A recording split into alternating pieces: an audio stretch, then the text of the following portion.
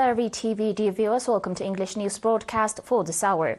I'm Bersabet Takhla, and coming up are the major headlines for today. Assessment meetings on progress of agricultural activities in Mandafera.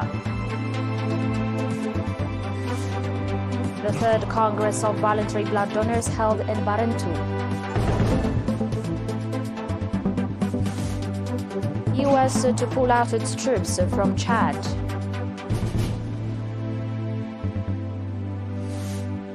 And U.S. returns ancient artifacts looted from Cambodia and Indonesia. On your domestic reports, the Ministry of Agriculture conducted an assessment meeting to evaluate activities focused on the first quarter and the 5-year strategic plan. The event was held in Mandafera in the southern region with the participation of over 129 individuals, including subzonal administrators and agricultural experts. During the meeting, presentations were made on the key components of the 5-year strategic plan, covering areas such as land development and natural resources management, crop and livestock development, integrated and sustainable agro-businesses, and human resources development. Heads from the Ministry of Agriculture branches also reported on various initiatives, including water and soil conservation, the construction of dams and microdams, and the development of vegetables, fruits, livestock health, and crop seeds. Additional topics included agricultural inspection and the conservation and development of forestry and wildlife. The participants engaged in extensive discussions on the reports and adopted various recommendations. These included prioritizing productivity development, emphasizing community-based water and soil conservation, promoting the use of sweet potatoes for both human and animal consumption, ensuring diligent follow-up on the productivity of agricultural experts at village level, developing organic pesticides production, encouraging exemplary farmers, introducing solar-powered irrigation systems, and ensuring the supply of improved crop seeds to farmers. Mr. Arafine Berhe, the Minister of Agriculture, spoke about ongoing initiatives aimed at boosting agricultural production through exemplary farmers, small and integrated family agricultural programs, and small to medium-sized agro-businesses, noting the encouraging results of these efforts. Minister Arafine emphasized the importance of integrated water and soil conservation, the development of household poultry farms, cultivation of sweet potatoes, beekeeping, and the expansion of improved crop seed use, along with organic fertilizers, as essential for ensuring the availability of nutritious food for everyone. He also called on ministry members, agricultural experts and administrators, and the public to regularly hold assessment meetings to review their activities.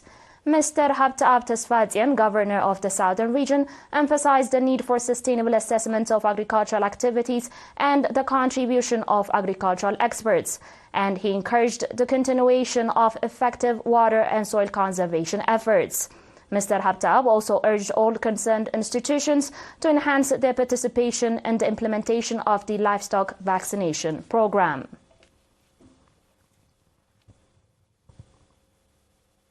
The National Voluntary Blood Donors Association's branch in the Gashbarka region held its third Congress on 25 April in Barentu. Mr. Franco Kubaba, the honorary chairman of the association, stated that over the past 10 years, the number of voluntary blood donors among government employees and members of the defense forces has steadily increased due to sustainable awareness-raising activities. A report presented by Mr. Gabremeskel Mbaye, chairman of the association's branch, noted that sub-branches of the association had been established in the subzones of Aordet, Haikota, Tesane, and Golij. He highlighted that strong efforts are being made to prevent deaths due to blood shortages. Mr. Gabremeskel also mentioned that there are currently 1,271 permanent members in the region, including 205 females. Ambassador Mahmoud Ali Hurui, the governor of the region, and Brigadier General Iyof Sahaye, commander of the Western Command, emphasized the need for all government organs to enhance awareness-raising activities to increase the blood supply in health facilities. On your last local report, Students' Organization Week was held in Asab's subzone from 20 to 23 April under the theme Strong Organization for National Development. The week-long event involved students from 2 junior and 1 high school and featured cultural and sports competition, political and educational programs, an exhibition and a general knowledge competition. Mr. Burhane Kidane, representing the administrator of the subzone, emphasized that nurturing competent youth is the responsibility of every citizen. He urged the students to avoid any addictions and focus on their education.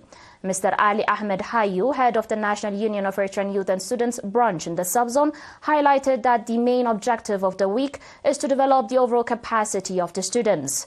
He called on stakeholders to enhance their contribution to this effort. Mr. Usman Mohammed, head of political affairs at the Union branch, noted that the program would continue in the remaining subzones of the region.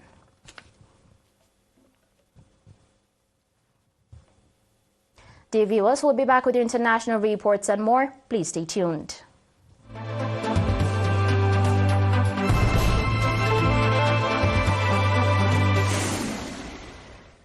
Welcome back. The United States says it will withdraw part of its troops from Chad, days after announcing the pullout of forces from neighboring Niger. The withdrawal of about 75 U.S. Special Forces is reportedly scheduled to begin this weekend and will be completed within days. The U.S. keeps approximately 100 troops in Chad under the pretext of fighting extremism. Pentagon Press Secretary Major General Pat Ryder told a news conference on Thursday that this is a temporary step as part of an ongoing review of their security cooperation, which will resume after Chad's May 6 presidential election. However, Sahel area countries have started to question the legality of the U.S. military presence.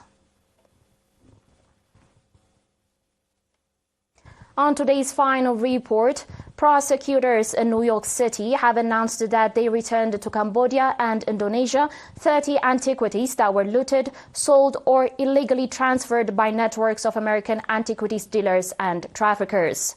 The antiquities were valued at a total of $3 million US. Manhattan District Attorney Alvin Bragg said in a statement on Friday.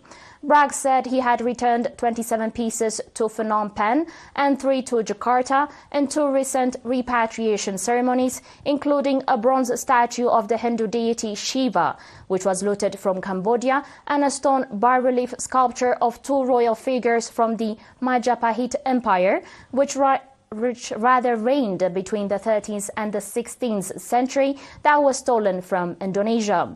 Bragg accused American art dealers Subhash Kapoor and Nancy Winner of participating in the illegal trafficking of the antiquities. You're still watching us on ERi-TV, dear viewers, and now a very quick recap of the major headlines. Assessment meetings on progress of agricultural activities in Mendefera. The 3rd Congress of Voluntary Blood Donors held in Barantu. U.S. to pull out its troops from Chad.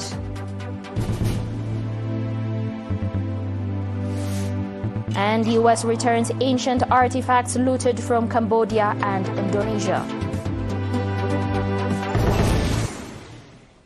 Dear viewers, that was it for today. Thanks for watching.